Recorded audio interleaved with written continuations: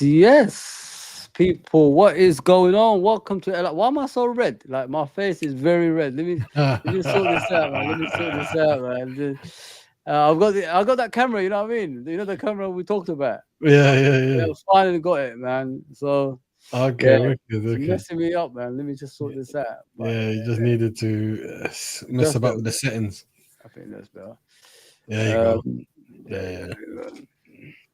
Yeah, man. What's going on, bro? How's it been? How's everything, man? What do you think of this stuff that's happening around Liverpool, especially with the transfers at the moment? Are you one of those people that's happy, or are you still waiting for more stuff to come through? Yeah, no, I'm not one of those guys that's giddy. Let's be real, and we're gonna get into it. That when beginning of the summer, not one of us had Chiesa in our list of priorities who we should sign. Yeah. So a lot of people just getting giddy over it now, saying, "Yeah, it makes sense." It doesn't like no, like if it made sense, then you guys would have been calling for it from day one. So yeah. But we'll get into it. What do you say? What were you thinking? Liverpool under Edwards and Hughes now? Listen, at the end of the day, bro, like it looks like they want to wipe away Klopp's, legacy in regards to the youth system as well as the, first team and everything else. They want to rip it apart and turn it into their own. It's understandable, isn't it? When a guy had that much power in the past, and you know your own stamp. So this is how I see it when I'm looking at it from a point of view as a fan. Am I worried? Yeah, to a certain extent, because a lot of that youth that's leaving, they're talented youths, man. They won the League Cup last season, so got to get a lot of credit for that. And am I worried? Like as time goes on, these players can get and come and haunt us. Yes, I mean, and now we've got Besiktas that's probably on his way to Salzburg as well. So Pep Linders is getting all of our players into his team. And yeah, it is worrying, bro. It is worrying. But yeah, it is what it is. Live by the sword, you die by the sword, innit? I'm a firm believer in that as well. Like with the ownership that we have, and everyone around Liverpool Football Club. Is this club here to stay as one of the biggest teams in the world, or are we here just to make up the numbers, and be a team that challenges now and again every few years? That's what I want to know. Like I've always said that. That's what I want to ask the ownership, because I don't think a lot of people ask the ownership things like that, bro. Exactly. It's exactly what you said, man. It's Edwards and Co.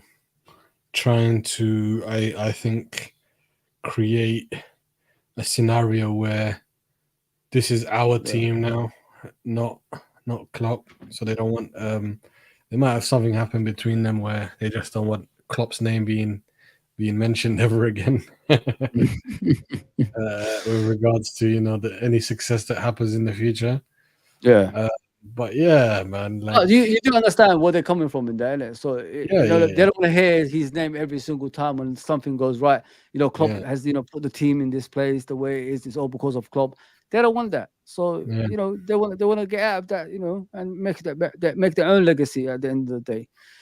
Is it the right way of going about it? I don't think so. You know what I mean? Because that guy will always have a legacy at Liverpool Football Club, no matter what. I mean, so we can't turn away from things like that either. 100%, and that's exactly it. I think they are determined to leave their own mark, so people don't say, these lot can't do it without Jurgen Klopp. So if they do flop, if they're putting a lot of pressure on themselves, people will be like saying, see, Klopp was the X factor, and so they're trying their best Mm. their best to make sure that that does not happen. It's a scary thing, isn't it? It's a scary Yeah. thing. But it's kind of funny, if you look at it. Like the owners come around, and a lot of people were telling me in Twitter, oh, Liverpool's so sustainable club. The owners don't touch the money in the football club. Mm. FSG don't. They don't get deal with the financial side. They let Michael Edwards. They let other people run it for them. Well, the guy Mm. arrived, and all of a sudden we're spending money. Coincidence or what? All this stuff. Like the worst thing like I hear nowadays is when people say that we're so sustainable, they don't take money out of the club. So what kind of businessman goes into a business and doesn't get any money out of it? I've never heard anything like it. I might be in the wrong business, that I might. Mm. But explain that to me, New Beats. I don't really understand that.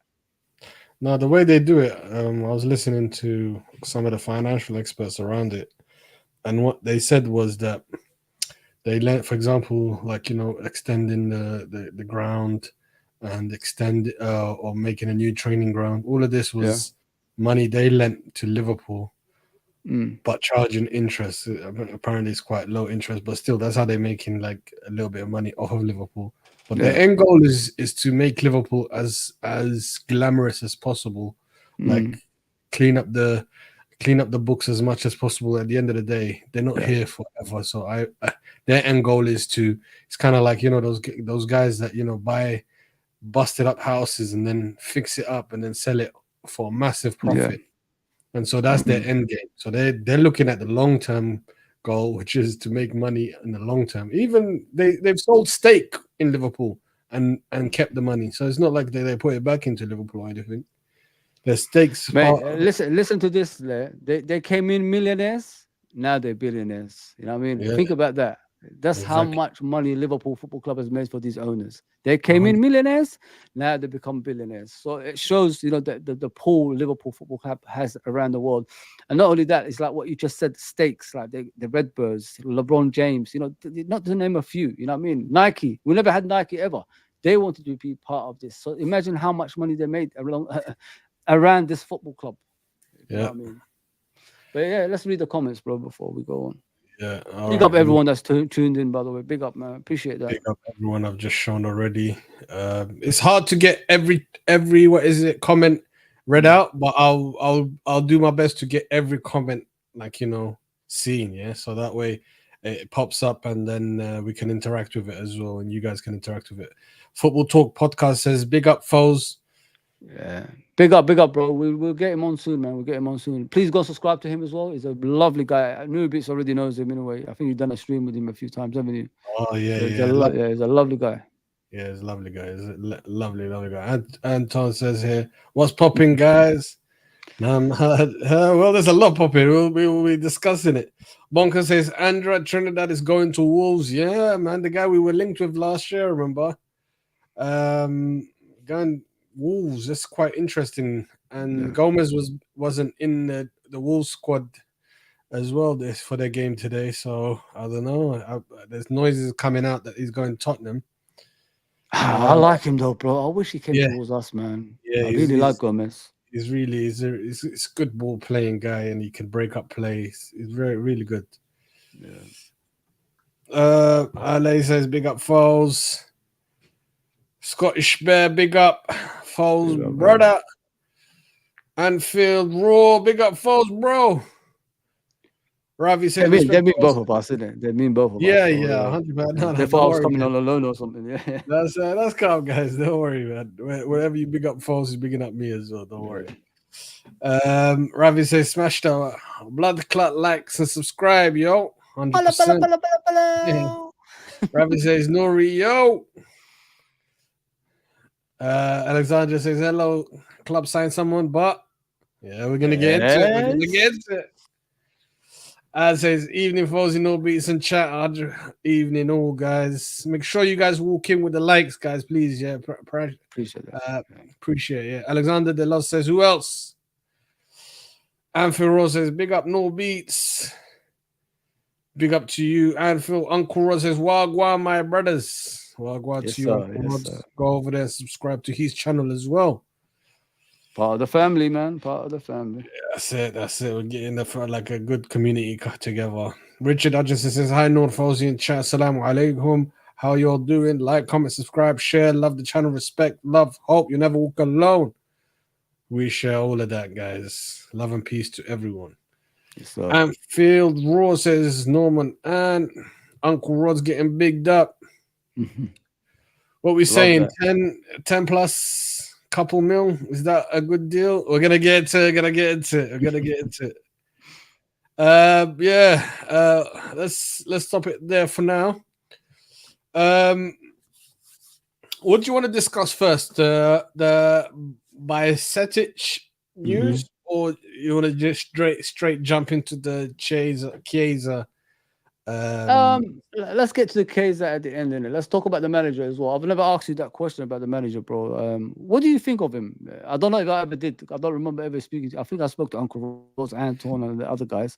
But when we've been on stream, I don't think I've ever spoke to him about you. Like, what do you think of him as a manager? Have you studied him? Have you understood the way he plays? Do you like what you see? You know what I mean, so far? Yeah. So I remember when we first announced him, and I was like, I have no clue anything about him. Like, you got to be honest. I'm not one of those people that that you just go watch quickly a couple of games final, like highlights as well, not even full games, and say, yes, Arnie Slotbull, he does this, does that. Otherwise, you get embarrassed at the press conference and say, yeah, Arnie, you play a 4-2-3-1, and he's like, I don't play that. What are you talking about? Yeah, but so I didn't know nothing. So I wanted to listen to the guy himself talk about his vision for Liverpool.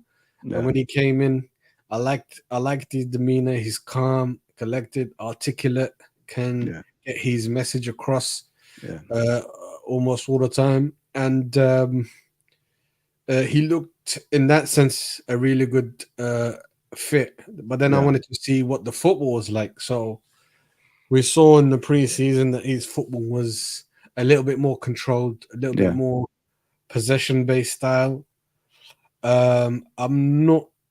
Look, I'm 100% with controlling the match. However, the fan in me likes. I don't like too much control, because too much control becomes a football type of that where we're heading into this. That's not something I really like the Pep Guardiola style of controlling the whole game, where he's just ticky-tacking on around the pitch and it becomes boring, like the other team never get a chance. Arteta style now, which is doing the same, where they limit the other team completely because they get rid of all the threats beforehand, because he's so meticulous about it. I like a little bit of rawness, a little bit of passion involved with football, a little bit of unpredictability. Let me come on to that. Do you think, like, the modern day football, we've been brainwashed so much, every manager has lost his identity towards the game? Because if you play the same as Pep, like everybody is doing, the best person out of that is going to be the person that created it, if you know what I mean. So this is what I've always said. I miss that rugged football. I miss that, people laughed at me when I said 4-4-2 and things like that, 4-4-1-1, because it was different. It was, dynamic. It was, crosses in the box. It was more creativity. You know what I mean? If you find out about the Pep Guardiola kind of football, all you have to do is deep line defending and hit them the counter attack, things like that. You know what I mean? If you watch the Pep Guardiola football, we've been playing it as well. Don't forget, with under Klopp. And after 35 minutes to 40 minutes, if Man City don't score, you've got more of a chance of winning, because you've held them out and they tire themselves out because they've been doing too many passes and things like that.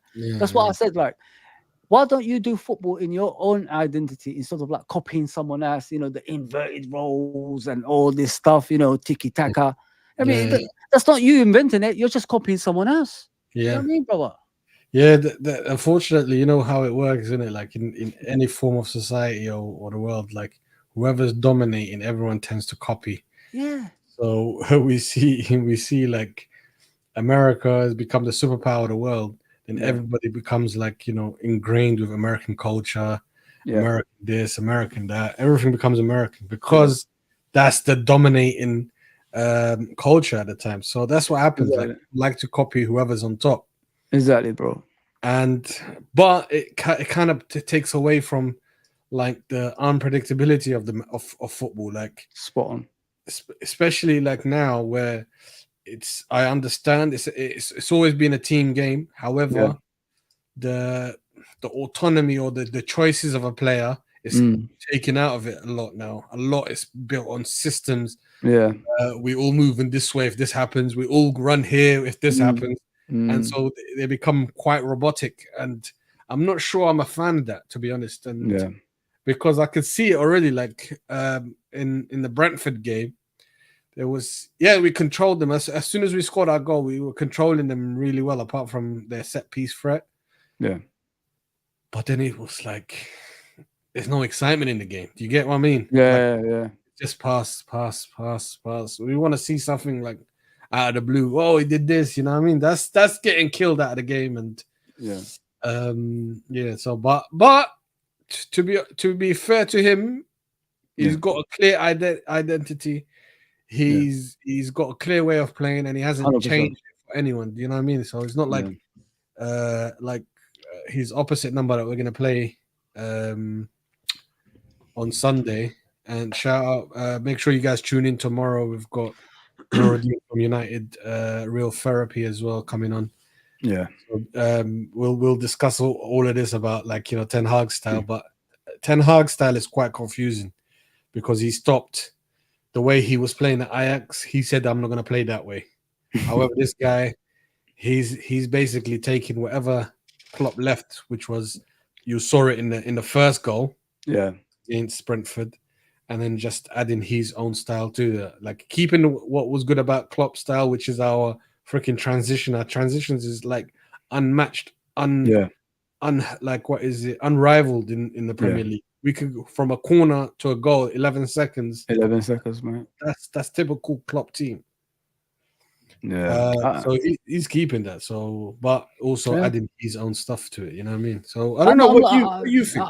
I'm loving him so far, bro. Like, I said it to people. Like when people said, "Nah, he's coming from final. He's not good enough," and all that stuff.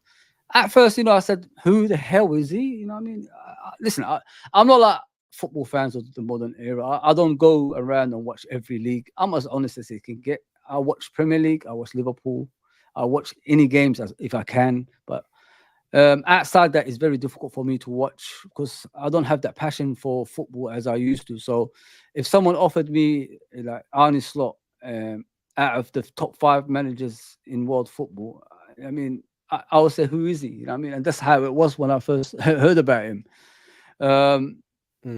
But now, when I'm watching, listen, as soon as he became a manager, I said, give the guy a chance. We're Liverpool fans. That's what we do, don't we? We give people a chance. And there must be a reason they got him. He must be good at something for him to be a Liverpool manager, or head coach, as they call it. So I watched a few things here and there, highlights at final. I see what he does. I mean, like I've coached. You can spot, if you're a coach, you can spot certain things.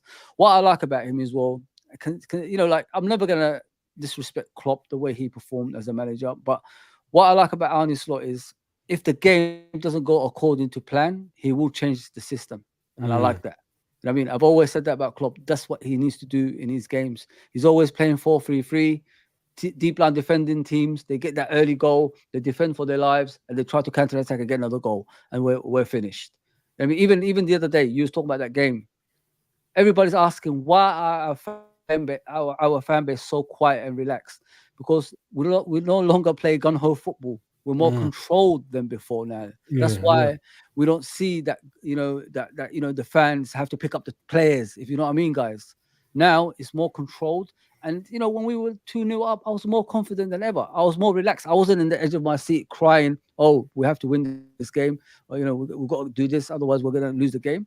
But yeah, it's impressive, bro. He's he's impressed me, man. What I like about him as well, and considering he's a new coach, he hasn't changed too much too soon, if you know what I mean. As soon as he came in, he played the Klopp style football, but with more control in it. No like gun ho kind of thing. So yeah, as time goes on, I'm a firm believer he is gonna put his stamp there, and he's gonna get better, 100%. Mm. That's it. That's true. That's it. That's it.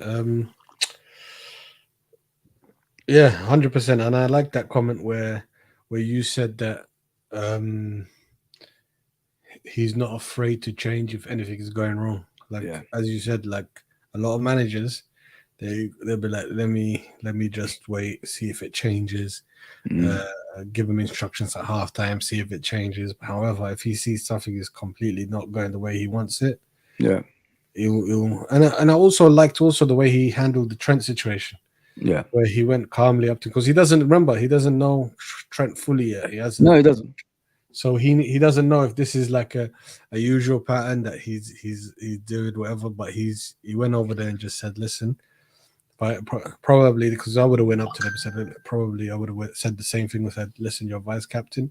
I Mm. took you off because I'm trying to keep you fresh for the full season.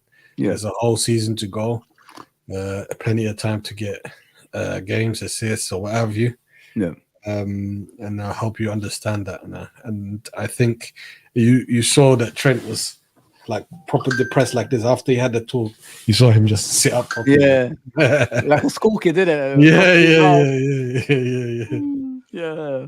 But it's Yeah. so far so good, guys. You know what I mean? Let's, like I've always said, back the guy. You know what I mean? You know, it's like in anything in life, if you win the lottery, you'll be the happiest man in the world. And that's how he is. He's won the lottery in football. I mean, and the guy is even talking about, you know, in the future, if I'm here for the next 10 years and things like that. I like that. I like to have managers like that than the managers that say, oh, my target is Real Madrid, Barcelona, and things like that. And, you know, we stepped away from that. We had a great manager for 9 years. Let's get this guy going and see where we could go for the next 9 years if it's possible. So, yeah, it's a long way to go, guys, man. And, yeah, listen, so far, so good in my opinion. So I've got no issues with Arne Slot, man. Yeah, let me read the messages, guys. Yeah, so as we go along.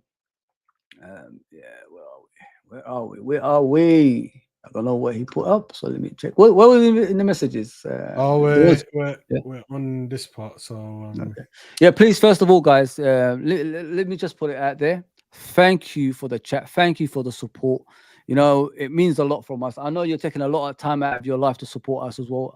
Honestly, we really appreciate that. We wouldn't do this almost every day if it wasn't for you guys motivating us to come back on a regular basis. So thank you, man. I don't know if it's a lot of people say things like that about the chat, but, you know, thank you for taking the time and supporting us, because the more support we get, the more views we get, the more likes we get, the better the channel becomes as well. If you want honesty and, you know, a lot of comedy, like when everybody, the panel is on, it's your channel, man. And obviously we can build it together. We could like become one of the best channels out there. So help us get there, guys. That's all we're asking for. Help us get there. And we appreciate for, you know, for the help you give us as well.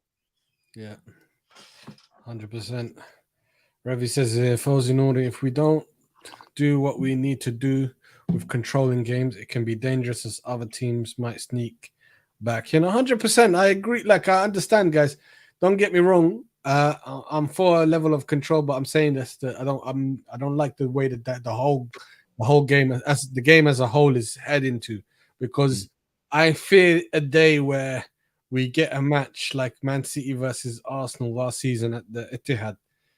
That was boring as hell because just two teams just canceling each other out, and it was just not nice to see. Like a big game, and that happens, it's gonna be ugly viewing, in my opinion. Yeah, 100%. And Phil Ross says Scottish Bear. We're having a word with Frankie over the comment. Yeah. Here got Revi saying, so I agree. Too much control can be detrimental. Exactly. And you get rid of, like, you know, the players' own intuition. You become robotic. Like nobody wants a robotic player. Like, I don't know. Maybe I'm stretching it too far. But Redbird says, you're spot on. You're spot on, bro. I was thinking about it myself the other day. Like, and I think I had it in the stream, didn't we? I think I talked about it. Like football. Football is not. It's not. It's just we're getting brainwashed by one manager, and everybody's following that manager, and it shouldn't be like that. There's a reason you lose those games when you're playing the same formation as the other manager, because he's the best at it and he knows how to, you know, get out of trouble. He knows how to dominate the games. But if you play your own formation, you could confuse them and put your own stamp in the game, and then you probably can beat them in those games. We've seen them lose to Crystal Palaces of this world, Brentfords of this world. All these small teams actually Brighton went to the Etihad and beat Man City with their own formations, if you know what I mean. So yeah, it's just the brainwash sense of it doesn't make any sense, man. We need to move away from things like that. Redbird says, big up, bro, made up. We've got Chiesa. Redbird, here, injury prone. We'll discuss all of this, guys. Yeah. We'll definitely start to get into it. Ravenet says, I get that, and we sell Darwin for 50 and Tony for 45, and he suits us better, in my opinion. We'll get into some of those as well. But yeah, let's get into the Bicetic stuff. Yeah. What do you think? Let me get rid of this comment. Sorry, Robert Knight. Yeah, Bicetic was supposed to be going out on loan to Salzburg, where Pep Linders is. Mm-hmm. However, Barcelona have come and swooped in. You put yourself in Hughes' position. Would you be taking up this offer, or would you be encouraging him to go to Pep Linders' team, Salzburg? With Salzburg, he will play more or less every game. I mean, with Barcelona, I think they had an injury recently. I was talking to an important player. Yeah. So it'll be more or less impossible to play every game. So what? As I think he's chosen Salzburg. I've heard this just a few minutes ago. I'm sure I heard it somewhere. So with Salzburg, I think he'll be fine over there. He's got Pep Linders, the whole coaching staff from Liverpool are there. Vito, I think Vito is there as well. So yeah. So he'll have a familiar surroundings, bro. So as a player, everybody knows how Besiktas is. He's a controlling midfielder that can get in, that can get stuck in, and he'll give you his all on the pitch, and he could play, not just in the DM position. He could play as a number 8, and he could play as a centre back as well, and a right back, as we saw last season. So if he wants to improve as a player, Salzburg's your place. If you want to be, for Spanish reasons, paella and all this stuff, obviously you go to Spain and play for a team like Barcelona, which I don't think he will improve. I mean, Barcelona are in a mess at the moment. The only thing that's drawing him out there is obviously Thiago, because Thiago has been training with him since he's been injured and all that stuff. But yeah, he won't get as much as game time as Salzburg. And not only that, if he does well at Barcelona, who says he's going to stay at Liverpool? He might come back and say, I need to move down there. But with Salzburg, at least he knows which is the bigger club out of the two, Liverpool and Salzburg. So I'd rather he goes down there. I think Barcelona is too much of a problem, in my opinion. 100%. I totally agree with you. Barcelona is a complete shit show, as in, what are you trying to achieve there? They couldn't even register Olmo that they bought. And now they keep playing so much of their youngsters and overplaying them. They start to get like ACL injuries. Some of these kids are 17. The kid that got injured, 17 years old, and playing too much minutes. His body can't hack it. This is what happened to Bicetic with us. Like that little 6 months that he was playing with us. Yeah, his body couldn't handle it because he's still growing. Yeah. And you got to be delicate and looking after them. Like, you got to have their future in mind, not just what can they do for your team, but also keep the players' health and future, as a priority as well. And I don't think you'll get that. You just hit the nail on the head with Barcelona. If he has a bad game, probably at least 2. They give you the 2 bad games, innit? And they say, "Now we don't want you anymore. Go back to Liverpool." And it's with Salzburg. Everybody knows you over there, so just go down there. And maybe one day your dream move to your Spanish nation. Maybe it will happen. I mean, so just go develop as a player. I think these youngsters, they make too many bad decisions in the modern day football, man. And then their career just just doesn't exist anymore. Like how good Coutinho could have been if he stayed at Liverpool. People don't understand. Coutinho could have been one of the best if he stayed at Liverpool. But 100%. He chose to go to Barcelona, and his career ended within 2 seasons. It's sad. It's sad, man. But people 100%. See the message below. If you're on those social medias there, please come to the YouTube channel, subscribe. We're getting subscribers, like a lot of subscribers every day now. I don't know what's happening, but thank you to everybody. Yeah, it's all about the YouTube channel, people. We're trying to get to 2,000. We're trying to make it a regular thing over here. consistency is what me and Nuru Beats I want to give you guys. So please come to YouTube, subscribe, YouTube channel, subscribe, and give us a lot of likes as well, because the likes actually give us the algorithm, for YouTube to share our channel around YouTube as well. Appreciate that. Go on, bro. Yeah. So exactly that. I totally agree with you. Like with Barca, as you said, they're not going to give you time to develop as a player. Won't let you make the mistakes that you can. And if I was advising him, if I was the father to Bajcetic, I would say, listen, go make your name at these smaller clubs, because these bigger clubs are always going to be there. Look at the wonderful story of Wataru Endo, who went to what team was it in Germany that we just brought him from? Schalke, is it? Or Not Schalke. It was, I can't remember, but they play in white. I remember that. Yeah, but they were in, I think, the first division or the second division. Yeah, and they had back-to-back. What is it? Promotions, and then guess he gets a move Stuttgart. Stuttgart. Yeah, that's it. Stuttgart, and then he got a dream move to Liverpool at the age of 30, 31. Yeah. So don't rush it, man. I don't like kids that or young players that try and rush things.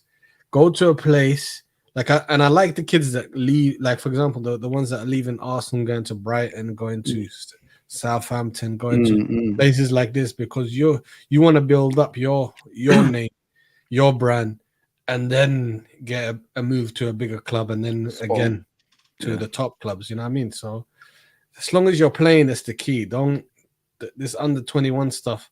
I've read a lot about the under 21 setup. It doesn't really prepare you for men's football. So if you can start playing men's football, it's the best thing in the world. Especially the world's your oyster, man. Like there's so many clubs you can play for in the world, especially if you're in that setup.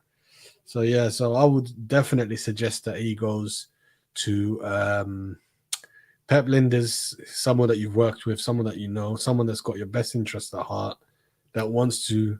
You see the passion that comes out of Pep Lijnders every time he talks. Yeah. The guy is there about ready for football. 100%, brother. Comments, please, mate. There's loads of them. Oh, it's busy out there. What I like about our comments is they're talking to each other as well as Yeah. That's it. I love that, man. Keep yourselves entertained, guys. And there's also I was looking at some of the the stats as well with regards. There's a lot of people watching us on their TV and not able to comment. So thank you guys also for watching on your TVs. Because I do that a lot as well. I'll like if I'm watching TV, I'll go on YouTube on my TV. And it's all good. And just watch YouTube channels. There's one thing we don't do though, bro. We don't forget, do we? Like when people back us, we don't forget, man. We're not those type of people. 100%, guys. Never. We'll always remember the day oneers. Like we'll bring out hopefully memberships soon and stuff, and then the day oneers will have their own separate tier. Yeah. And you gotta get approved for it. But and we get to the comments. Here we go. Let me save that comment for later. I'm trying to get some comments based on the Barca stuff that we just talked about. Barca needs to stop overpaying on wages. 100%, man. It's a complete shit show over there. Like imagine like because the player's injured, okay, we're not going to register you, and then we'll register Olmo. Like the way they're playing is crazy. It's crazy over there. But I like Olmo, man. I really like him, bro. If that's how you say his name, I think he'll be brilliant. I think it's like a Jota, isn't it? It's a Jota type of player when I look at him. You know what? He would have been perfect playing in behind, like that number 10. He would have been absolutely perfect for it. He's one of those players that just jump in with like goals and contributions. Mm-hmm. And he creates as well, man. And he causes havoc. He causes havoc, innit? That's what you need. Yeah. Actually, you can actually look at his career path, because he went from Spain to RB Leipzig and made a name for himself, and then now got his big move to Barcelona, and that's the key, man. I think he went Russia first or something, then Yeah. and then went to Leipzig. But yeah, He's not Scottish best. he's not homesick, is he? Like No, some no, no, no. people. Yeah, nah, you got to get that homesick stuff out of it. Yeah, you'll be homesick for a bit, but you'll Grow up, get used to it quick. man. Yeah, Get yeah. out of my mommy's titties, man. Get out, man. Yeah, Just go. yeah, man. Yeah, Sorry about the 100%. language. No, 100%. Yeah, you gotta be, man. You gotta be a man early, bro. RB Salzburg will be Scottish Bear says RB Salzburg will be a better option for Stefan. Agents makes bad decisions for youth players. That's it. Agents is gonna be like, if you get a bad agent, your career could actually be finished off before it even starts, because the worst thing you can do is like get guidance from a guy that's just looking to get fast money for himself and not really thinking about your what is it, your pathway.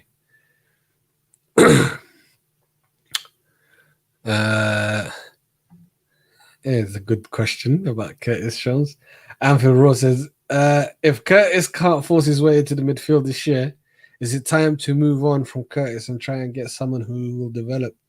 But Curtis must work 80% harder. Go on, Foles.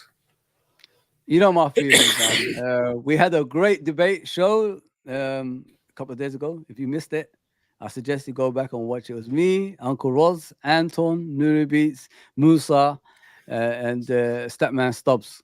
Listen, the arguments was overheated, man. So go and check that out. In my opinion, with Curtis Jones, guys, he's been here long enough.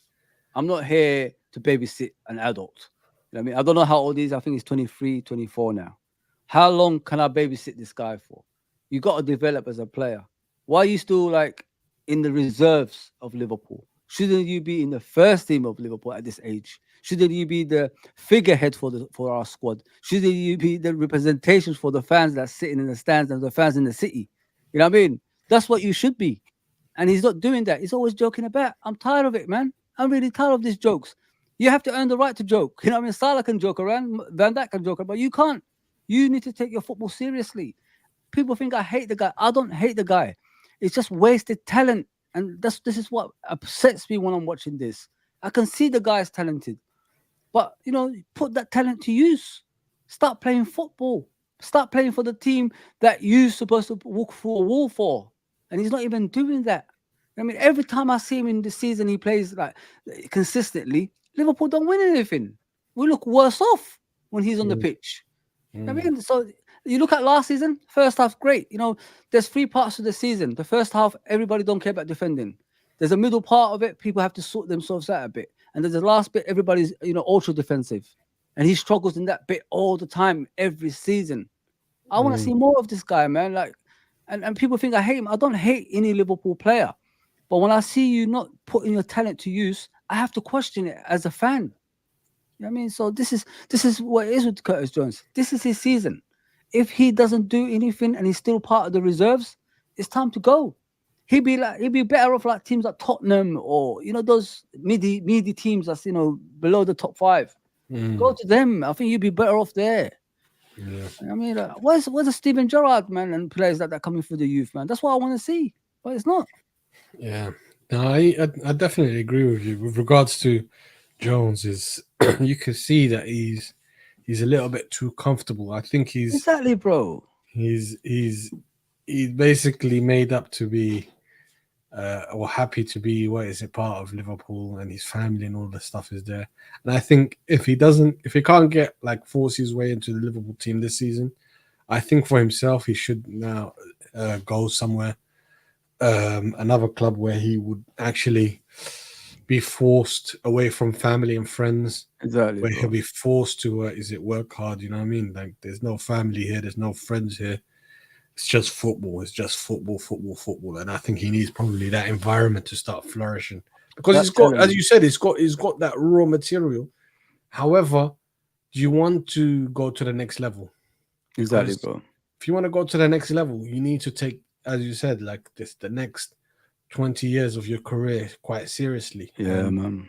And you got to be like having a Milner mentality, a Mo Salah mentality, a Cristiano Ronaldo mentality. These guys have taken their football so seriously that they have no time for messing about, joking about. They just, I need to become the best and be obsessed with it.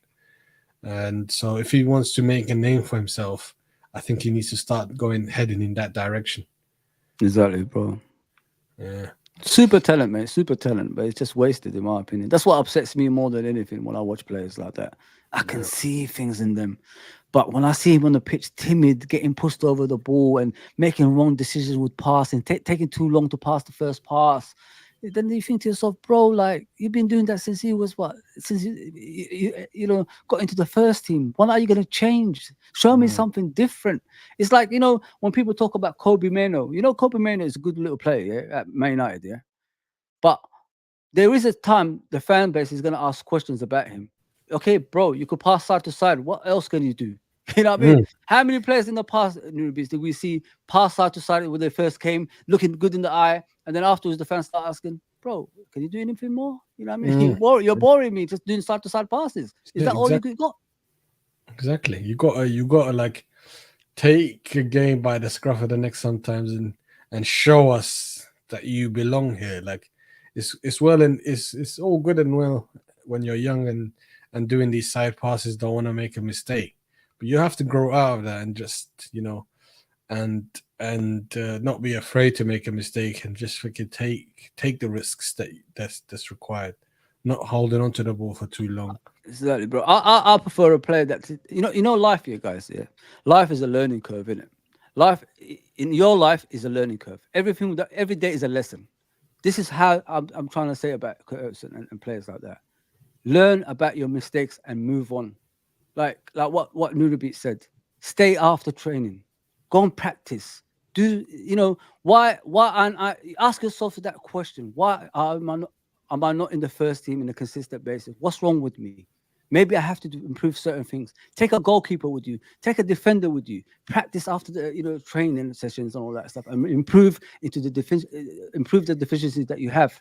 You know what I mean? And this is what I don't think he does enough. I think I see Curtis Jones as soon as you finish training, he goes home. I don't think he stays behind and trains on a regular basis. This is how the best players in the world did: Ronaldo's, Maradona's, Pele's, Gerrard's, Lampard. All these guys. They always say they stay after training and practice some more.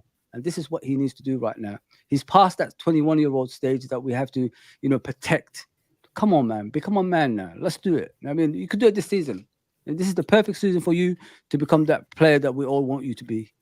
100%, man. You saw like pre-season, and I want to keep repeating this, but pre-season he was excited and raring to go Yeah, because he said that this Arnie Slot's style is more suited to his style of his own style of play. yeah, Then you got to take it with both hands, like, and don't let it go.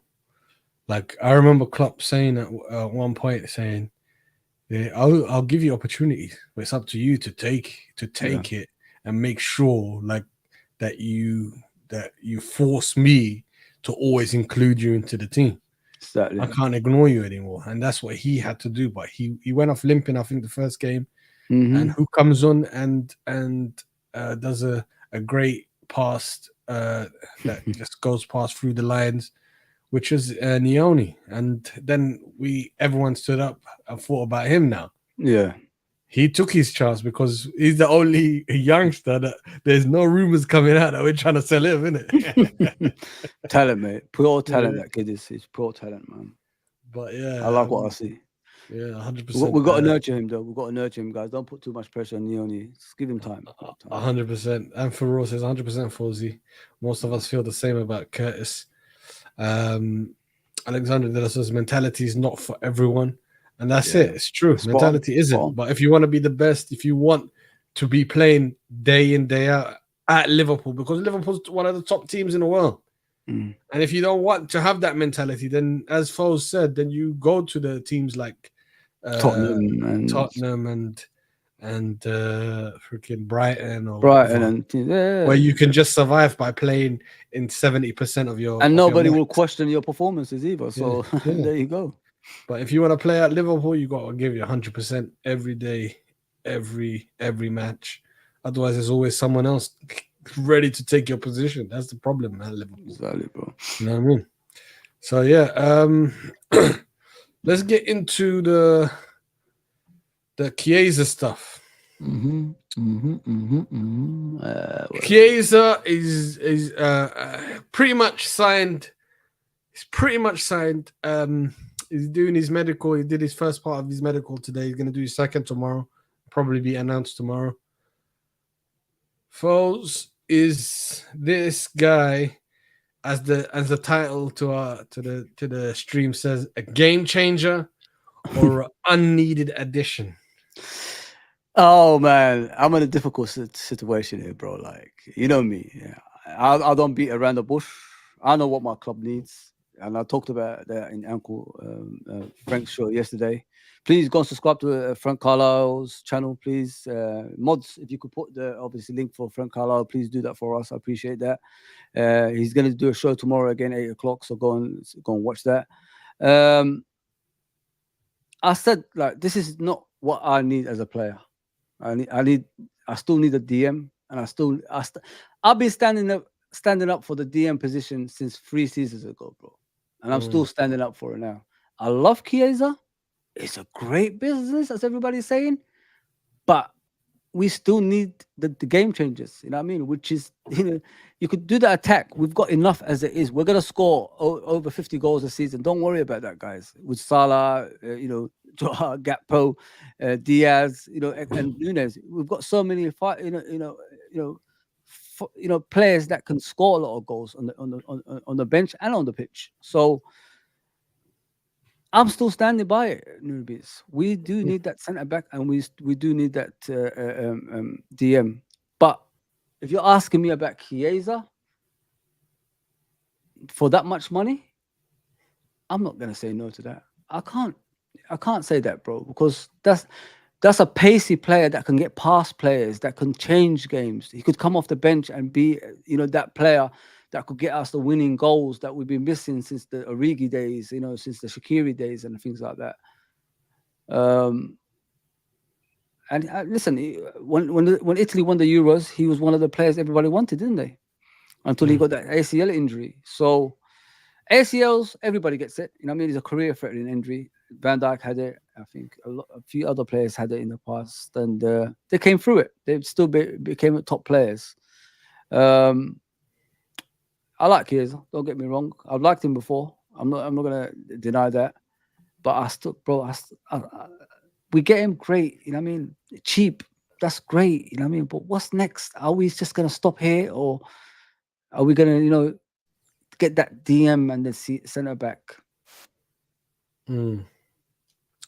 That's it. That's true. That's exactly it. Like, and I'm gonna have a little rant here because this is it. Yeah. So the timeline goes like this: Juventus finished the season and hire Motta, who was Bologna's manager. Motta comes in. The first thing he does is say that Chiesa is not part of my plans. Please, there's the door. Find yourself a new club. This came out probably around Mayish, June. Yeah? I did not hear one Liverpool fan suggest that we go for Chiesa. However, now I'm seeing videos being done, tweets being tweeted. I'm seeing Instagram posts being posted saying, "Oh, Chiesa, we need Chiesa because Chiesa is the missing piece. It makes sense that he comes into Liverpool. Meanwhile, the DM position, the centre back position, the left back position, not being addressed. And what I don't like is how people brush it under the carpet. Look, exactly. I'm not that Chiesa is a bad player. I'm not saying that at all. I got into it on Twitter today. But none of us were thinking we needed a right winger. Exactly. This being Salah's last season, who's usually 90% of the time always almost available for Liverpool. Doesn't like to be taken off. Doesn't like to be sitting on the bench. and then we get Chiesa. If it's for future planning, that's one thing. I see a lot of people also saying that he had like a good bill of health last season. However, the 2 seasons before didn't play much because of his ACL injury. And ACL, it does take like a couple of seasons to get back to, Mm-hmm. you know, your normal self, because once you get ACL, it does because you're out for so long, and the mind games in your head. Like I don't know if you've been injured, like a big injury before, folks. Yeah, I have. Yeah, There's, knee injuries are the worst for me, man. It messed up yeah, my career in football. there you go. So you also always, every time you play, you always have these like demons in your head, That, yeah. doubts. Can I? And then you don't give 100%, so you don't look like you're really, really uh putting up. But Chiesa as I think he's an unneeded addition. It's welcomed as in because it is a signing another body. However, that means six attackers. We've got six attackers, and we've only got one out and out DM in our team who doesn't suit the manager's style of play. So that tells me that we're not prioritizing and we're doing whatever what To Hughes make the fans happy, basically. exactly and what Hughes said. Is what we always said, isn't it? It's cheap options. Yeah, exactly. If this guy was 30 million, no, none, we won't touch him. If he was 25 million, we won't touch him because it was 10 million. And all the other clubs are not interested. You know what I mean? Because Yeah. some of them are in debt, some of them don't want it. Yeah, exactly. It's kind of, to me, I got a feeling that it's like, let's wait for every big club to spend their money, and then we can just go for whatever's left over. You know what I I'm mean? telling you, bro. I'm telling you, bro. Like you couldn't make it up, could you? Like last season, the same thing. We go for what was it? We go for Casedo, and then we end up with Endo. No offense, Mm, Endo, done a great job, great. You know what I mean? But we still need that, DM that's young and mm, can offer us more yeah. in that position. But it's like a carbon copy of every summer, isn't it? We've been here before. Every summer is the same option. Now, what you know what it is? It's mind fuckery, innit? Let's be realistic here, bro. Like you guys have to be realistic here, yeah. They do this all the time. Like, and we all fall for it. It Yeah. looks good now, but if the Yeah. season goes on and things go not according to plan, you're gonna come back here again and say the same things again. You know what I mean? You gotta think about that, guys. It's mind fuckery. They are good at this shit. Yeah. And it's never gonna end. It looks like it's never gonna end. You're going for a league title. You want to win a league. Now you fix those holes that need someone in, and you're not doing that again and again and again. We've avoided that DM position for 3 seasons. I include when even Fabinho was there because he Mm, wasn't the same player anymore. You know what I mean? Because we chased Chouamini that season. Don't forget that, and we missed out on that as well. mm, So the same things happen again. We're going for players that we don't really need at the moment. You know what I mean? If a DM came in and then mm. Chiesa came after, I'll be the happiest man in the world. I mean, I'm not like moaning about it or anything like that. Yeah. But we have to wait and see. Still time. They're saying to me, everybody, those people that say I'm a negative guy. Yeah. It's still time. So let's see. Let's see, man. Yeah. Big up Scottish Bear. He says, guys, I said multiple times Liverpool would sign Chiesa at the start of the window because he was going cheap. Mentioned it plenty of times on Jamie Phillips' channel. I called this. Big up to you if you called it, because you're probably one of the few who called it early then, because not a lot of people were really looking at Chiesa that way. Maybe 2-3 years ago, Yeah. before his injury, a lot of people wanted him to come to Liverpool. Hmm. However, Including not me. since, yeah, not since then have I heard a lot of Liverpool fans saying that he's coming. Anfield Road says, no, being after the game at the weekend, did you think and I like did you think or like that Elliot coming on for Salah was not what we want as backup? I said on Frank Carlisle show, Elliot cannot be our right wing backup. It was needed.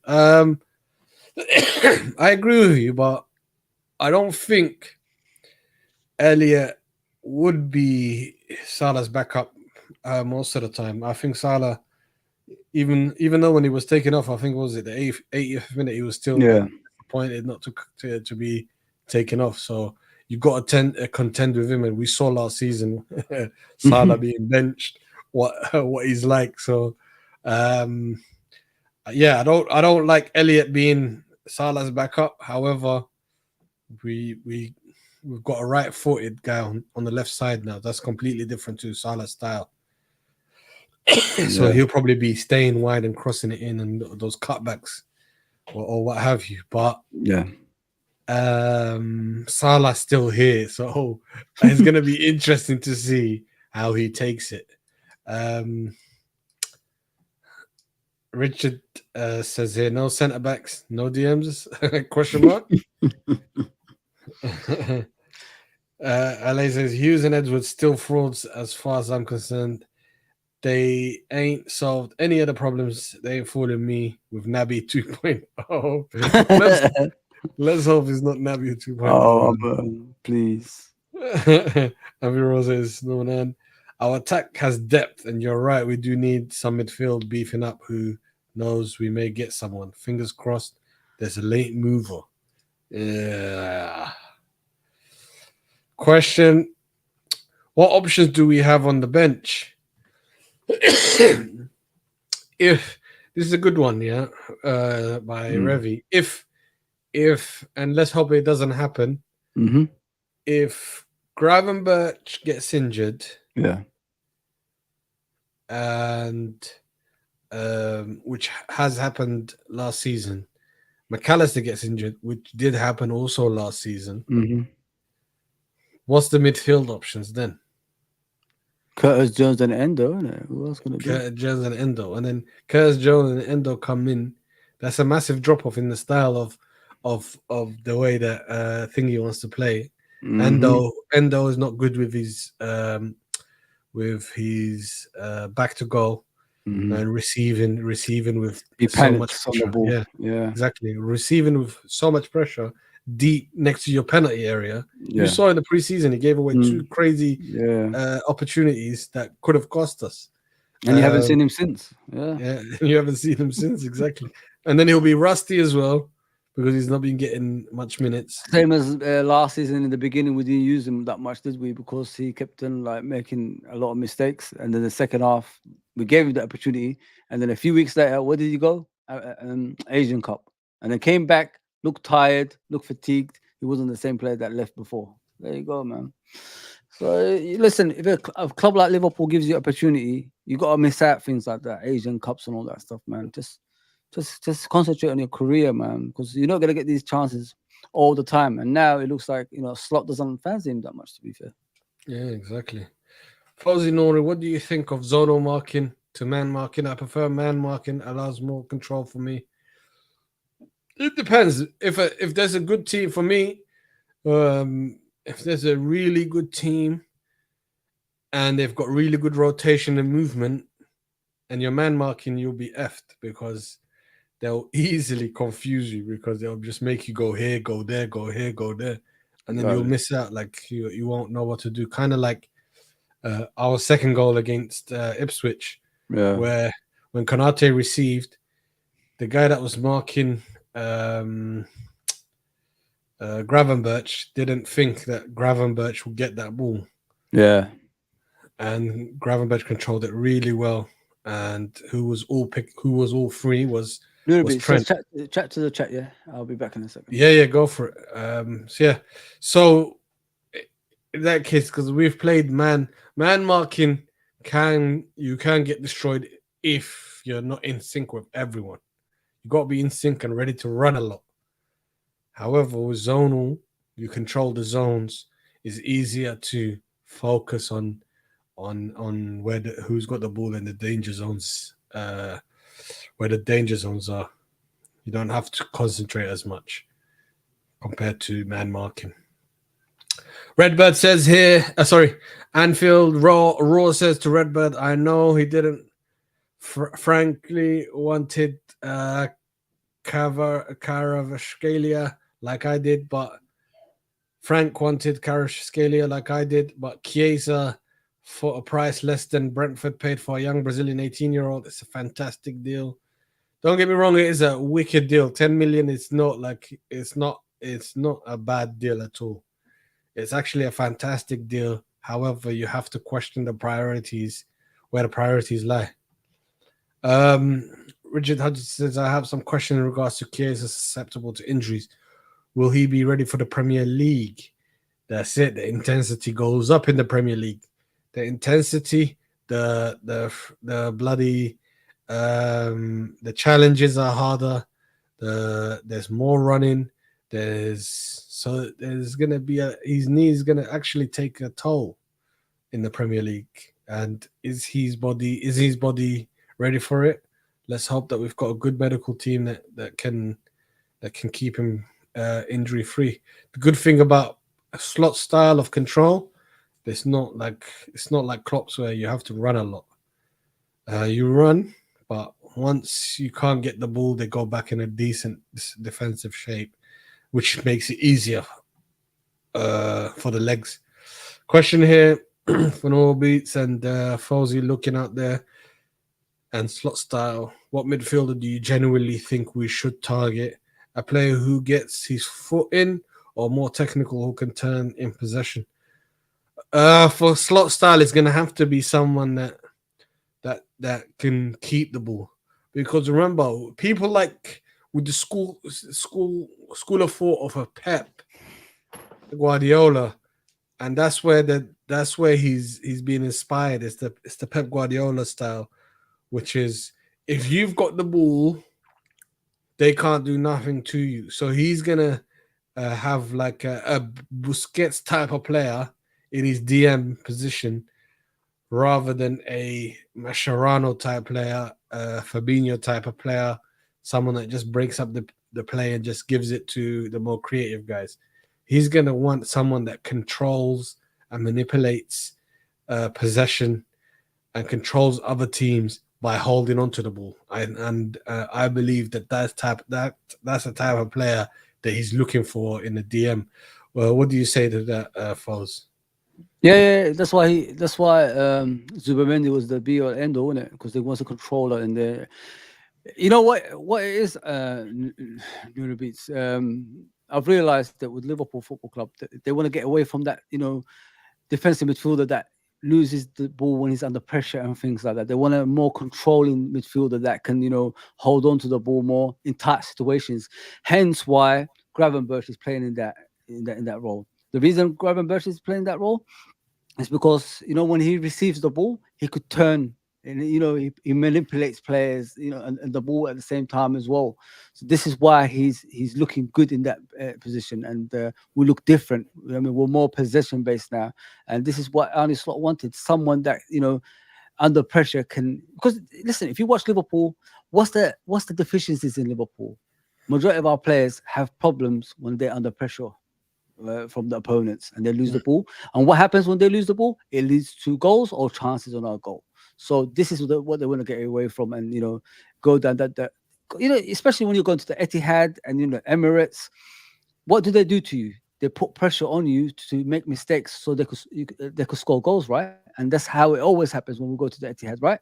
And the Emirates. So they want to step away from things like that. So I agree with it. I 100% agree with it, because down the years that used to piss me off. Every player, when they're under pressure, losing the ball, which leads to goals and chances in our goal as well. So yeah, less pressure on the goal is better for the team, and and it's better for the attack as well. Exactly. Anthony Ross says here, no means after the game at the weekend, did you think? We did that one. There we go, from our man, Liverpool's 12th man. Yes, big up. Please go and subscribe to him. 100%. This guy, he's very passionate about backing anyone in red.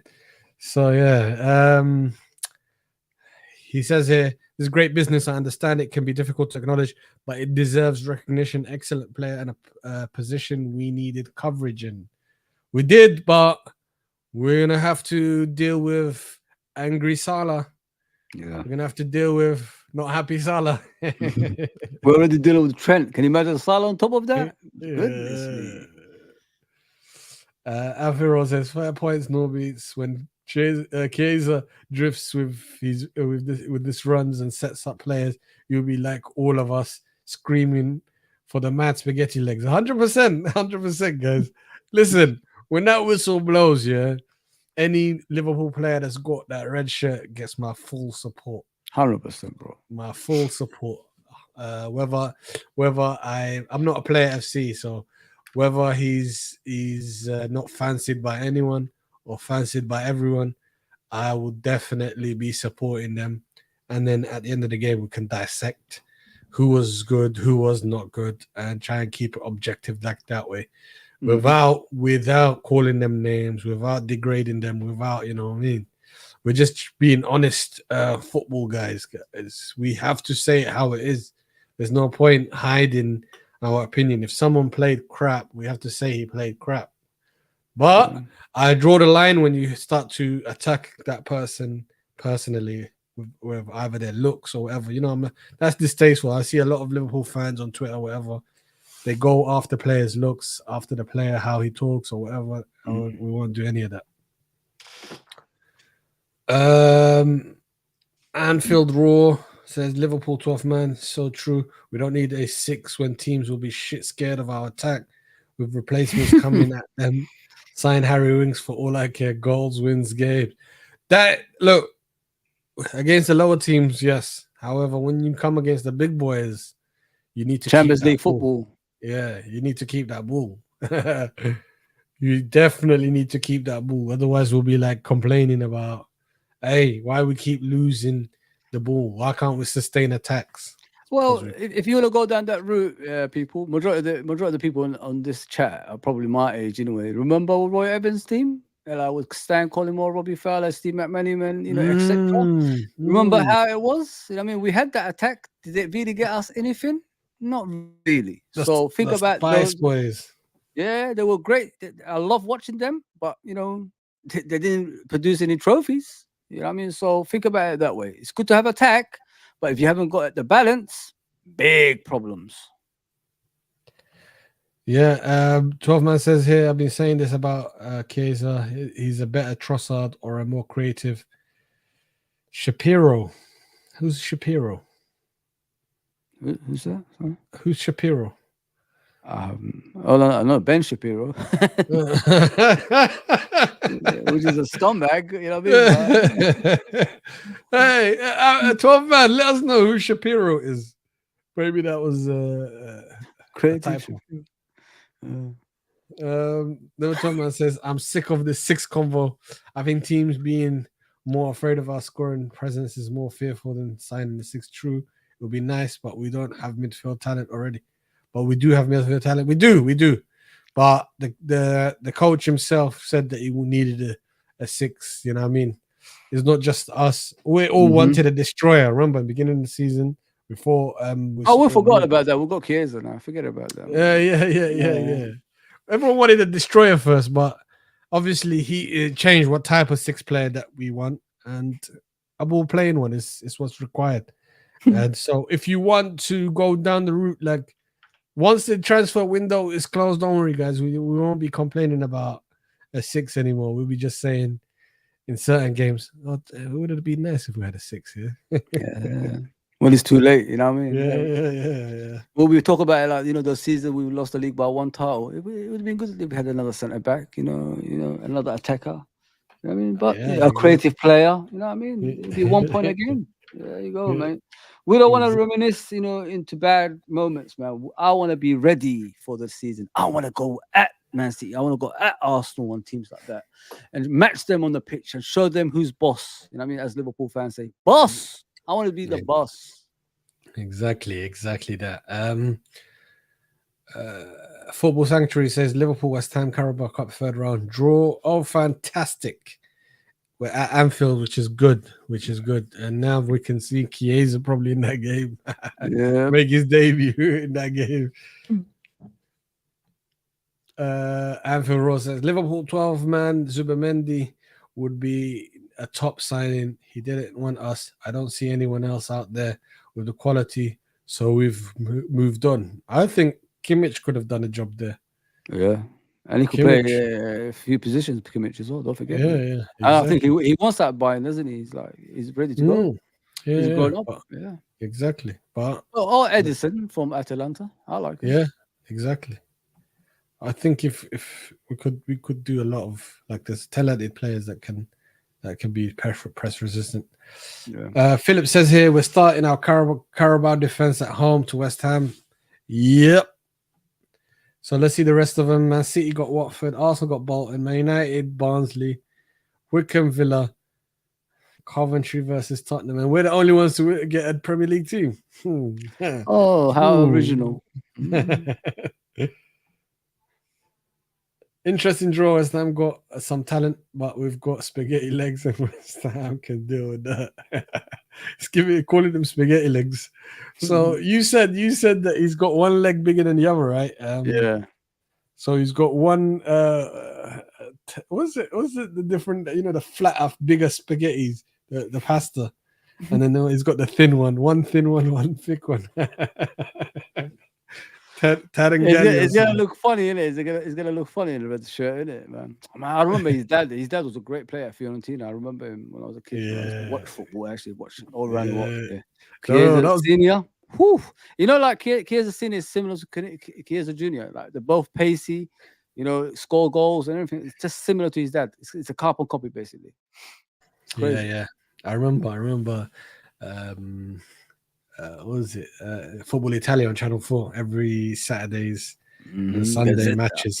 Yeah, that was the one, man. They need to bring that stuff back, man, because that's what made all of us fall in love with football. Is those free football where it doesn't have to be on Sky. It's on normal TV. Everyone gets to watch it, and everyone starts to fall in love with it, man. Remember if you had the Skybox and they used to do that encrypted thing, when he used to go all like grey, with a black thingy say no signal. Yeah. You had to get that card, like I mean, that legitimate card, like stick it in. I remember, man. It was crazy. Yeah, man. Now we do top 4 and Kabaya.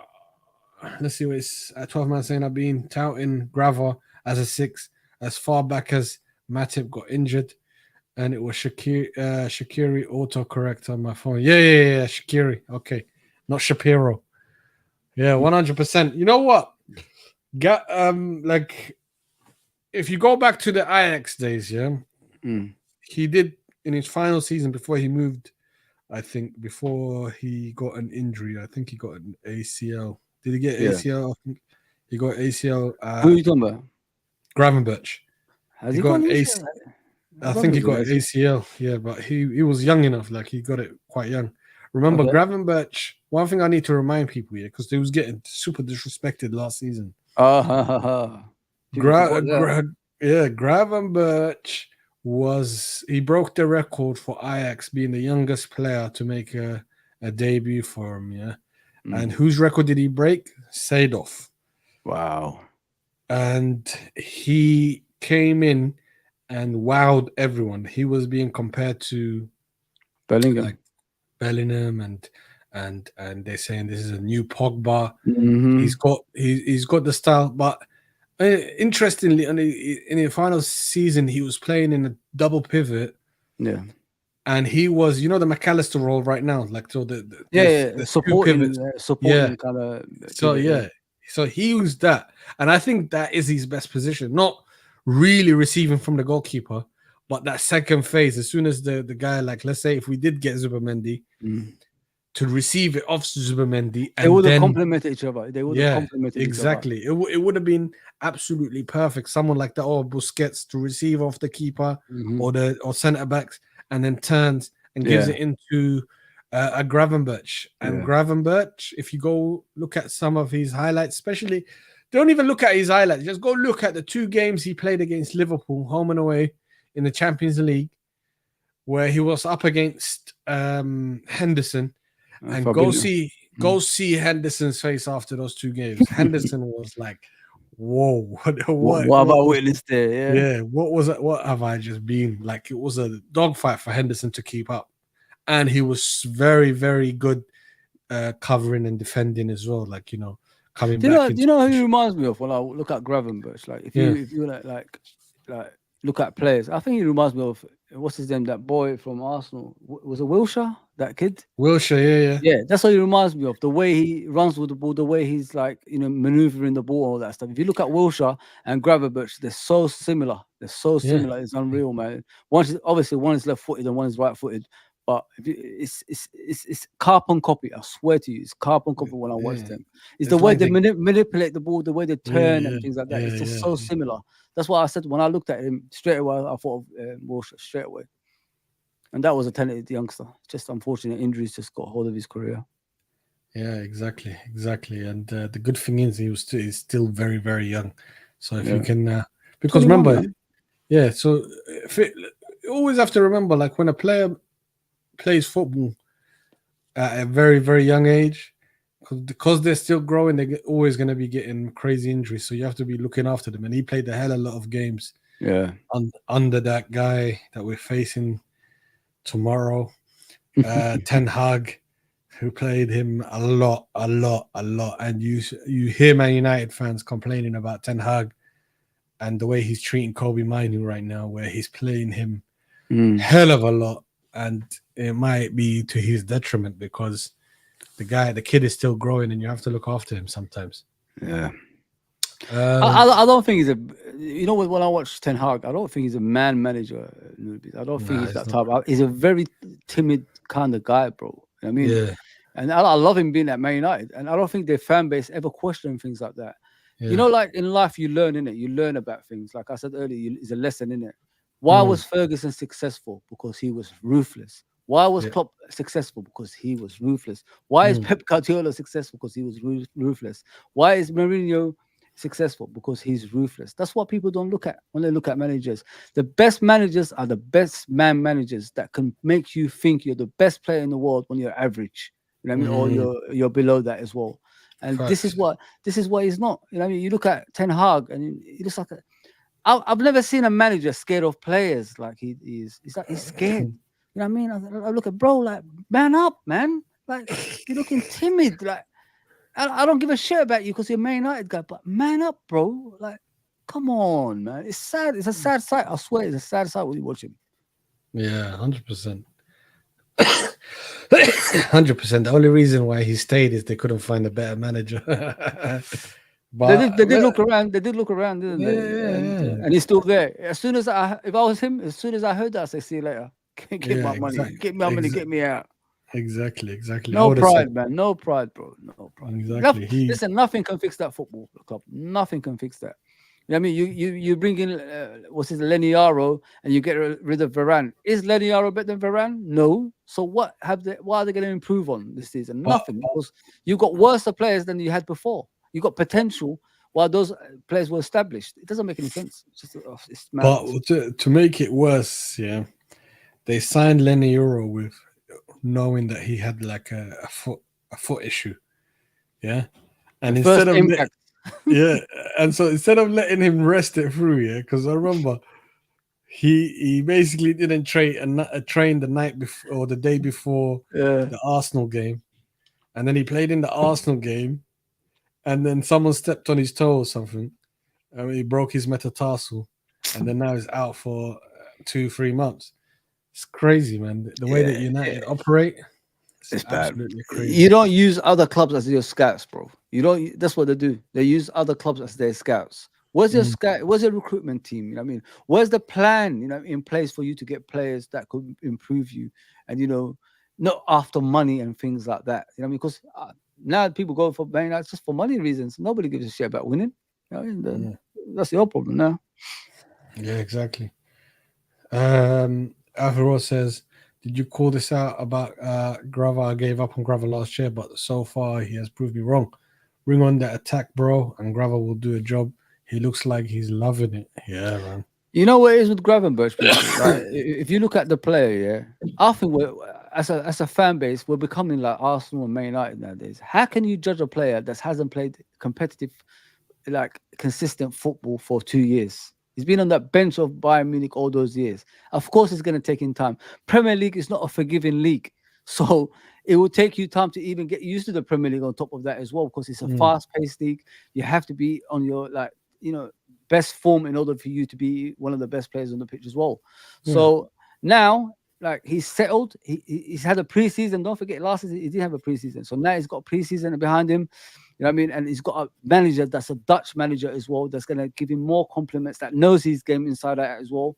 And, you're going to see a different player, in my opinion. It doesn't matter where Gravenberch plays. I guarantee you see a different player. 100%. Anthony Rose says, fair points, no beats and Fozzy about my post. I agree with your keeping possession points. 12 man says, I couldn't care less if bringing coverage for Salah makes him unhappy. If brings the team victories. That's my guy. Thank you, 12 man. You're coming to the dark side now. Yes.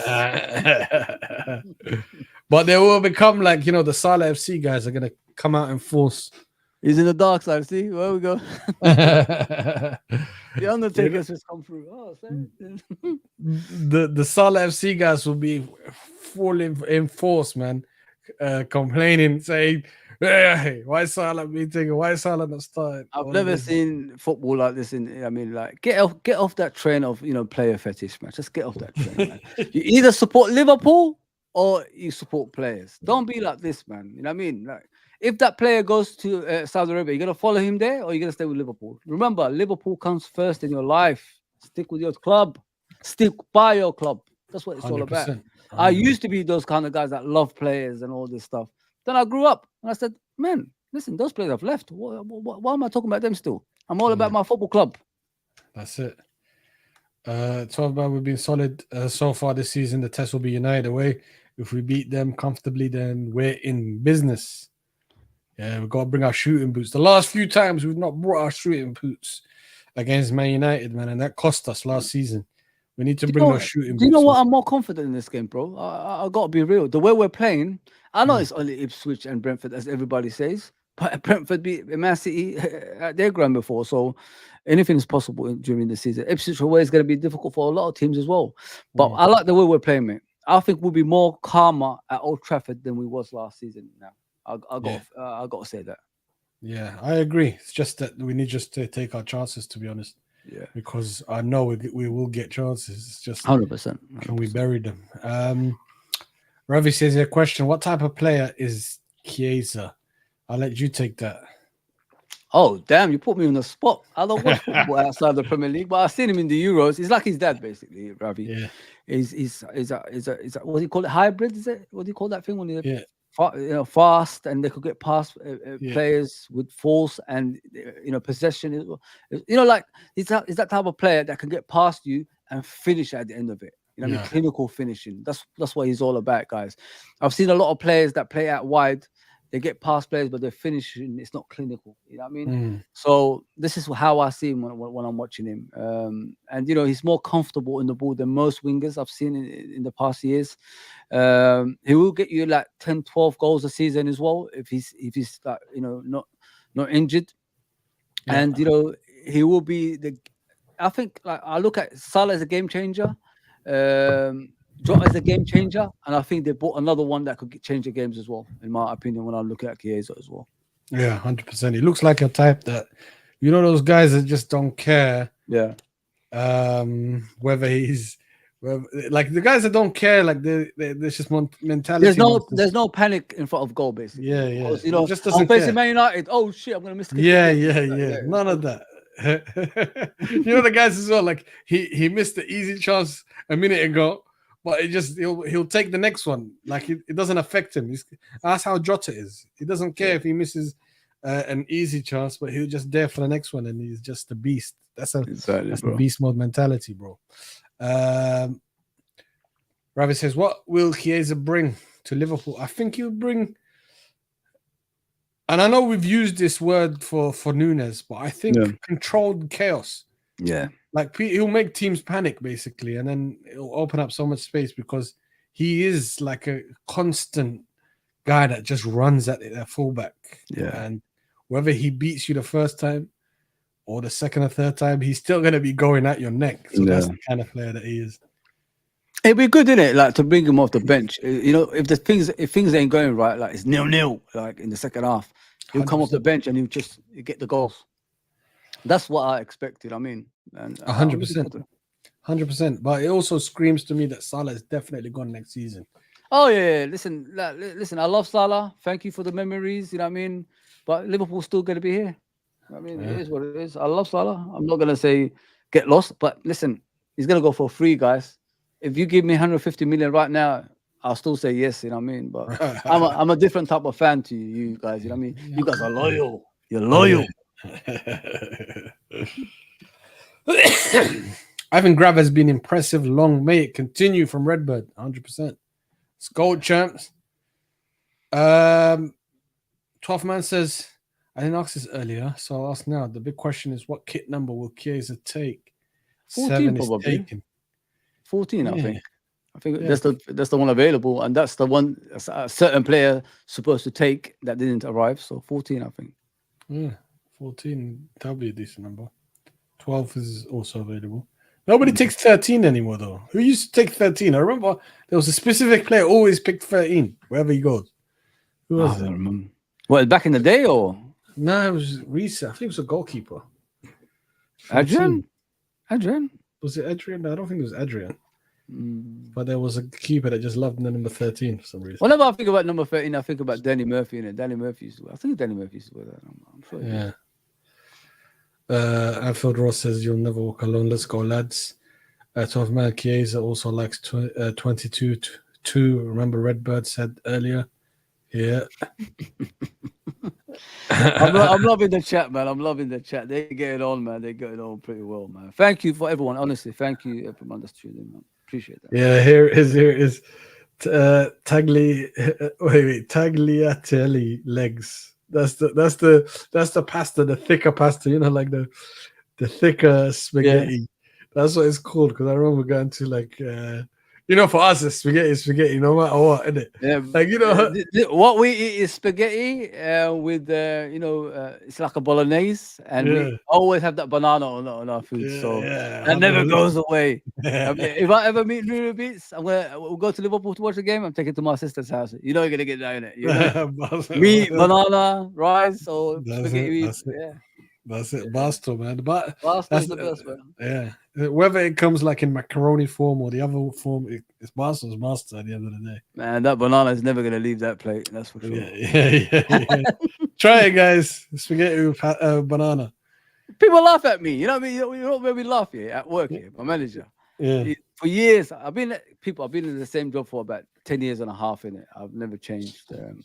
So my manager always used to laugh at me. You know, they laugh at Somali people eating, you know, with banana, all the hot foods like rice and spaghetti and things like that. Yeah. And I said to him, bro, this was he left now, he's no longer there. I said to him, bro, you kept on laughing at me down the years. Yeah, do me a favor. Come try it. Go and buy. If your wife can cook rice, spaghetti bolognese or something like that, or go buy one, you know, get it delivered to your house and eat the banana. He said, you know what? I'm gonna try it. Next day comes and cuddles me. I said, that's the best. It's odd.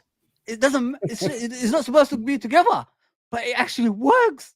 He said, it's the best taste I've ever had in my life. And it cuddles me. I said, for 10 years you've been hassling me about this. Now you're going to eat it. Now he's left. I don't see him anymore. He's no longer there. 10 years, bro. I've been getting harassment from these guys. Now they all eat with banana. All of them in the work. It's crazy, man. 100%, bro. Every single person, I think, that's ever tried it, that I've made someone try, they've all liked it. They've all said, "Wow, I didn't know." Apologies. It doesn't match. When you look at it, it doesn't go together. Yeah. If you eat it, you'd be amazed. Yeah, you can tell. Like the first Somali to try to do it was probably like it did it by accident, isn't it? Listen, Somali people are the funniest people in the world, man. I'm telling you, man. We're crazy, absolutely crazy. Yeah, man. Let me get some more. Steve says here, Klopp and Trent will be together again next summer. Klopp Klopp at I don't Real think Madrid. Klopp's gonna manage anymore. I don't think so. I think Yeah, he looks happy, innit? there's a health scare. I think people don't know about with Klopp. So it's to do with his heart. So I don't think managing the team is gonna be, because if he over does it again, because he's a passionate guy, it might affect him, in the long term. So I don't think he's gonna manage again, guys. So don't get your hopes up too high, man. Yeah, Steve says there are no confirmed signings by FSG for Arna squad. Get these Yanks out of LFC. Yeah, man. It's amazing, isn't it, that one? Signing Chiesa don't mean Salah gone. Silly statement. All right, we'll see. But it doesn't look like he's signing. Liverpool not offered him anything. No. And Marco Edwards, you know how he works. Players over 30, very rare new contracts. Yeah, exactly. And now he's got more power than ever, mate. You know what I mean? He's a CEO of all footballing operations, man. Yeah, trust me. Now he's walking with straight out of Compton, innit, man? You know what I mean? Yeah, that little swag. I mean, he does the Snoop, dances, Yeah, we'll see, Steve. We'll come back on here in 12 months and then give me my flowers if he goes, because I think he's gone. He's gone, man. Yeah. I mean, a lot of people said, what would we do with that Gerrard? When Gerrard leaves, it's the end of Liverpool. Gerrard left, we won the Champions League, the Premier League, and, the World Club Cup. So anything is possible, guys. I mean, don't rely on one player. I mean, a team as a collective wins you things. And that's what this football club is at the end of the day. Everybody together. 100%. Anfield Raw says, let's get some perspective. If Virgil, Salah, and Trent don't sign, we'll be like Juve scrambling to get some money for them. Let's hope not. Yeah, if they don't sign, I think the end is nigh, innit? The end is nigh. Yeah, you've seen Liverpool let go of top players for free, man, and I don't think they'll hesitate to do that. 100%. So, guys, this is the attack for next season. What do you think? Ooh, that looks deadly or what? I think that is like probably the best attack in the Premier League. If you look at it for face value, Salah, Jota, Diaz, Gakpo, Nunes, and Chiesa. That is crazy. That's sick. That is actually crazy. When we're down with like 15, 20 minutes to go. Yay. It's long, bro, for some teams. Oh, man. Some people will be losing their hair. You know what I mean? But, Ten Hag is lucky, so he doesn't have to lose. One thing is this, like before, like we'll probably discuss it tomorrow. By the way, guys, make sure you tune in tomorrow. We've got Nuruddin from United Real Therapy joining us to discuss the game, upcoming game, preview the upcoming game. Hit that like, hit that subscribe if you haven't already, and hit the notification button so you get notified when we go live. It'll be tomorrow at 9 o'clock, so stay tuned. But it'll be interesting because when Arne Slot was announced to be the Liverpool manager, Ten Hag had some digs that he threw at him. Wow. And saying, because PSV won the league last season, and he said, it doesn't matter what final did. PSV was the best team. That's it. You know what I mean? So, and then he said that Arne Slot is walking into a better situation than I did, and he's got basically a better situation. So it'll be easier for him to hit the ground running. Is he having a laugh or what? Like having unlimited money and you don't know what to do with it ain't enough? Like, come on, man. Like, remember who what is it? Think he walked in. He walked in with Varane. He walked in with Cristiano Ronaldo and Sancho, and added Casemiro, added Martinez, added Malacia, and added what's his name? Anthony Ericsson. And Anthony, there you go. So how is he saying that this guy hasn't added anyone yet? Technically, no one yet. What's Slot a hasn't added Dumbo? none. Yeah. So, Dumbo, man. and this is why sometimes I don't like journalists in it, because none of them picked up on it like during the friendlies, and I'm hopefully they ask Arne Slot about it during the press conference and say, Ten Hag said this and this and this about you. What do you say to this? And just start like a little, become a little. What is Well, it? this is where you need, people like behind you, the people that take you to the press, Liverpool people. Yeah. They make sure you don't lose control. We don't know facts again, do we? I mean, we don't want to go down that route. Facts this and lose us a league title by facts and all that. So what Rafa did that time, you know what I mean? So yeah, avoid all those problems, man. Just the thing that could beat an opponent is you being calm and responding respectfully. You know what I'm saying? That's it. Guys, we gotta go. We gotta go. We gotta go, guys. 32 thumbs up. Appreciate it. We appreciate every single one of you guys.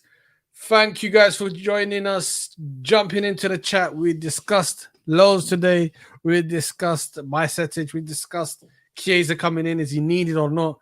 We had a debate. We agreed and we disagreed on some points. That's the way it should be. And we're building this community, guys. You lot are a massive part of it. So make sure you guys are here every night, and we'll try and give you guys content as much as possible. 3-4 videos a week, 5 videos a week, 6 videos if we can. Even if we come on our own, innit? So Yeah. I mean, if one of us can't make it, we'll still be here for you guys. So you got a representation here for life, man. I saw this. I don't know if you saw that. Like about Gahey, Liverpool are trying to they're showing interest in him. It's about 70 million. They're saying he's worth. What do you think of Gahey before we go? Like, do you like him as a defender? Is he the one that can replace Van Dijk eventually? I don't think so. Van Dijk has got a unique skill set. Gahey is more like a defender. Like he'll jump into stuff, whatever. But he's not a commander of a line.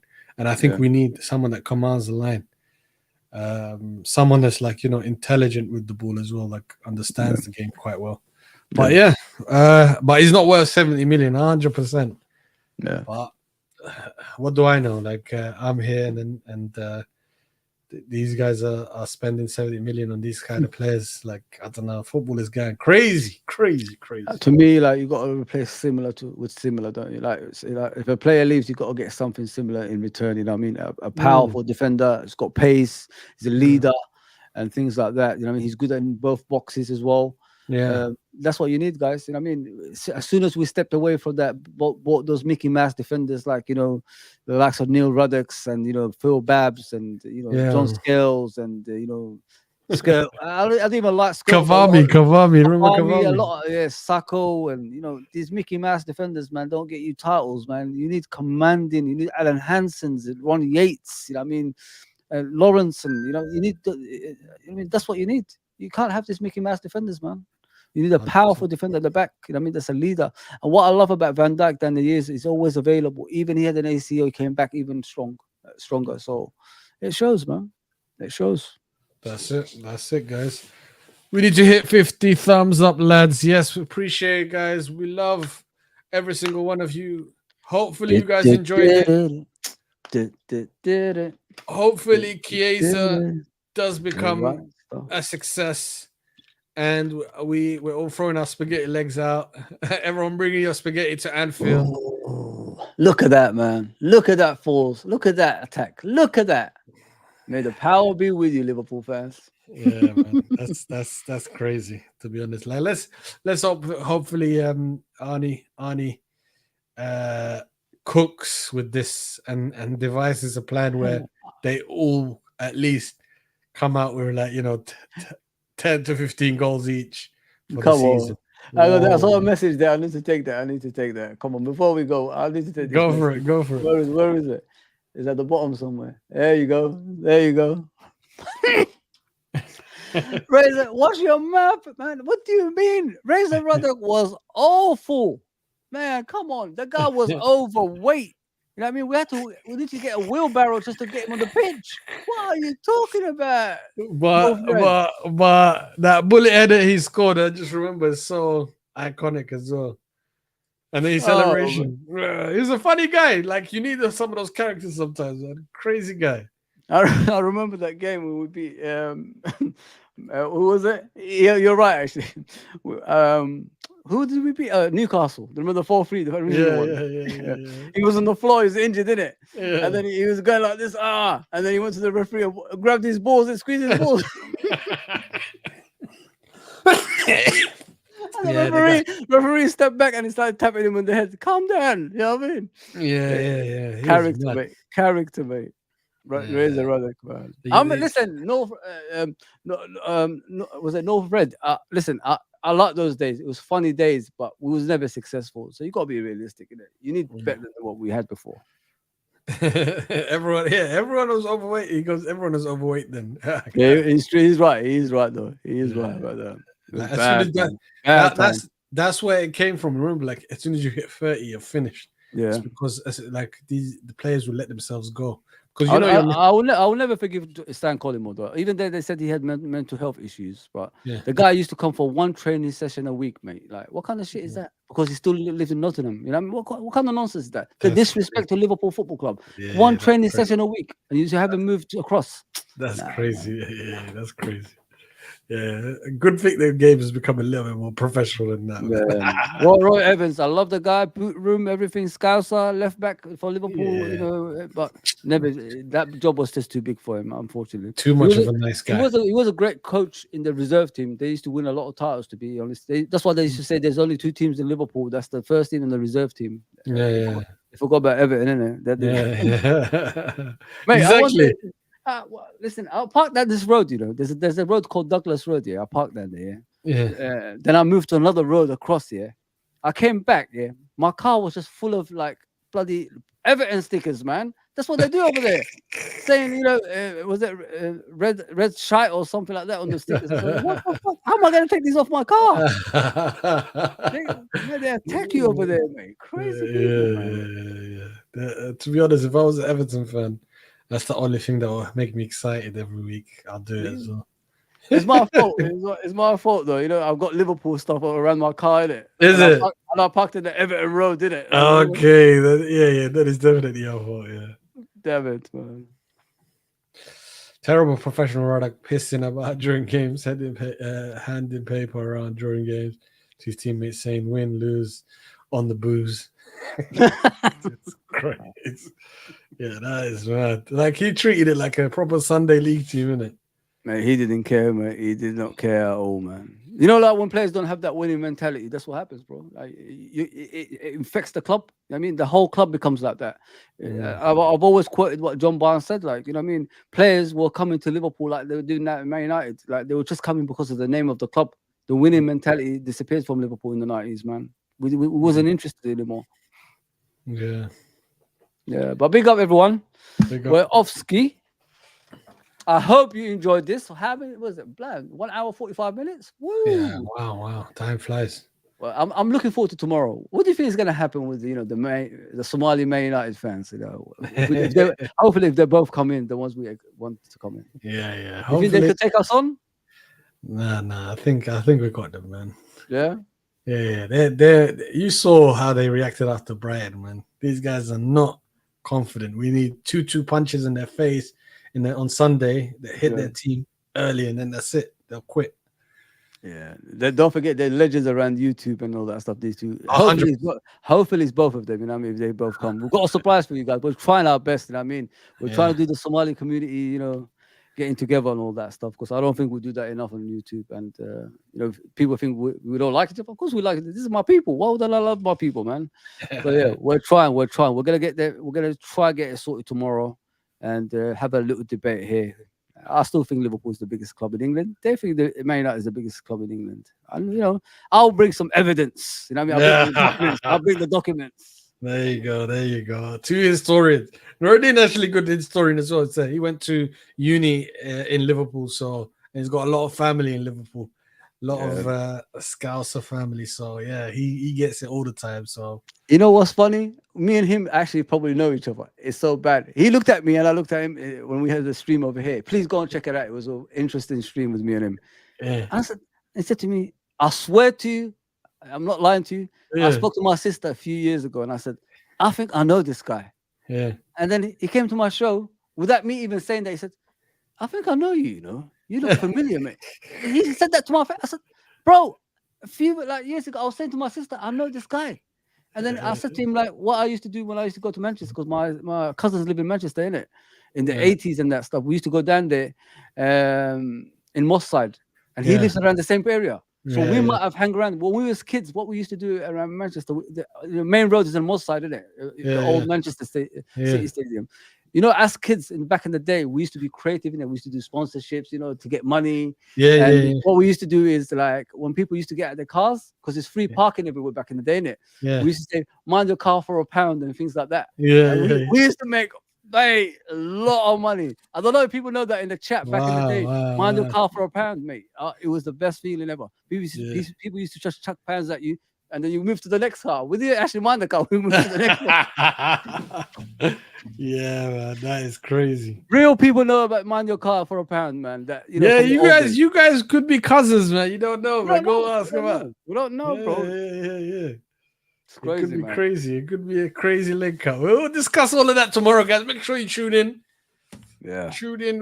Hopefully, we've got a good surprise for you guys. Big up, everyone, man. We can't even read everybody's name because there's so many people, but big up, man. Honestly, thank you. And yeah, we'll see you tomorrow. Is it 9:30 or 9 o'clock? It's 9 o'clock. Yeah, 9 o'clock. We'll be here. I'll try come early just to do an hour with Frank and then pop over here. So hopefully I can make Frank Carlisle show as well. So I'll try my best, guys. But yeah, we'll be back here 9 o'clock tomorrow. Take care, everybody. See you later. Peace. Like, share, subscribe. Don't forget, we're on the road to 2,000. If we don't get there very soon, I'll be disappointed. So you don't want to make this man mad as well, Nudabeats. When Nudabeats is angry, you don't want to be there. You don't want to be there, people. Take care. Take care, guys.